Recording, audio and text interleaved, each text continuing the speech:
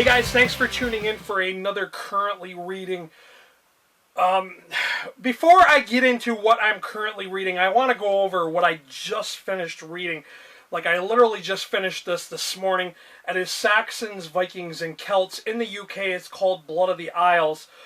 Basically, what this is this is a book about the history and the DNA, scientific discoveries they made while trying to discover the origin of the people of the Isles. That was really interesting to me because I sometimes kind of question my own identity as an American, and I want to explain that. I am a third generation American on my father's side.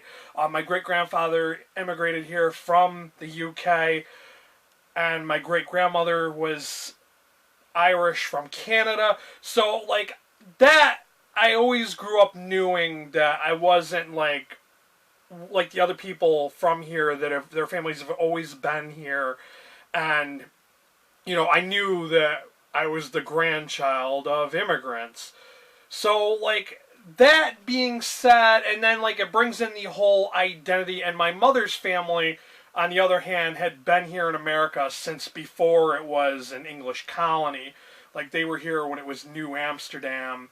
So, then it makes me wonder, what defines me as an American? So that kind of got me thinking about this. I am interested in my English roots, so I kind of wanted to read a little bit more about this. I won't spoil it. I won't go into details about what this guy goes over in the book, but it's really interesting, and he takes into account things that he calls the Genghis Khan effect, which is where when somebody comes in and they take over a people, they kill a majority of the men and then impregnate the women so that they're, you get the idea. But just little things like that. I thought this was a great book because he really shone the light on, origins. And there's the Irish legends where they say, they came from Syria originally and traveled up the Mediterranean and up into the Iberian Peninsula. I think it's called, that part of Spain in the Basque Mountain region.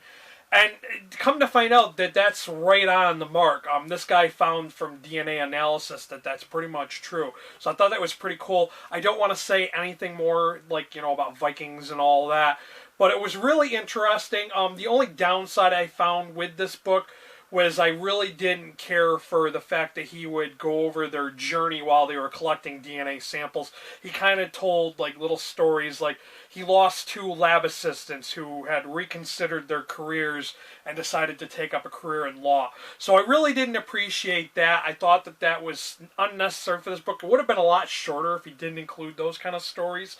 If he would have just stuck with the historical facts and the DNA data, that would have been just enough for me. And I'm sure a lot of other people who want to read this feel the same way, and I know the guy's not a writer professionally, so I do have to say I did rate this 4 out of 5 stars on Goodreads. So being I just finished that book, I was thinking about how I have all these physical copies of books that I have purchased over the last few years, and I was like, man, I should really pick up one of these books and read it instead of borrowing more books from the library. And I have to say, this is about as much of a book haul. So yeah, my physical TBR, that box I just shared with you guys, is not even a total.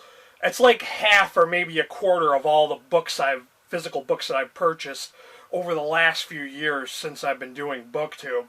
So I was like, there's my physical TBR, which I don't have on Goodreads, and then there's my online TBR, which is books that I can borrow from the library or purchase in the future if I want to. So I figured I should actually knock down my physical TBR because I have all these books that I've purchased, and a lot of them at one time I wanted to read them, so I decided I'm going to read The Strain by Guillermo del Toro and Chuck Hogan. I was interested in this before it became a TV series. I have been watching the TV series. I watched the last 2 seasons. I think it's interesting, and I'm hoping, it looks like it's going to be a really lengthy book, so I'm hoping that this is going to be a enjoyable read. I don't really know anybody who's read this and had any comments to say about it. Be quite honest with you, I haven't seen it on BookTube either, so I don't know. For those who don't know, the strain is about a vampire plague that has been unleashed, and they're trying to take over the world. Just throwing that out there. I mean, I find it hard to believe unless you've been living under a rock if you've never heard of this. I just had to kind of give you that little tidbit. With that, I'm going to be finishing up, hopefully soon, Spider-Man Danger Zone, and I'll share with you guys some of this. The artwork in this book is really cool. I thought this was really... I mean, the story was kind of weak from what I've read so far, but the artwork is amazing in this. And of course, on my Kindle app on my phone, I'm still trying to finish Rage Against the Night. It's a collection of short stories, or horror short stories. It seems like I've been reading this forever. I am like 60-some-odd% through that book, and I hope to finish it really soon because I'm getting kind of backed up on my Kindle books too. And, you know, I've got a couple of Kindle books to read for NetGalley, and they only allow you so much time before they delete them from your account. So I gotta get cracking, gotta finish reading that. That's what I'm currently reading. If you've read any of these, let me know what you think of them, or if you have any intentions of reading any of these, let me know that too as well. And feel free to let me know what you're currently reading. I'm always down for hearing what other people are reading. If you share the same interests as me, I'm always looking for new books to check out. So thank you for watching. Until next time, later guys.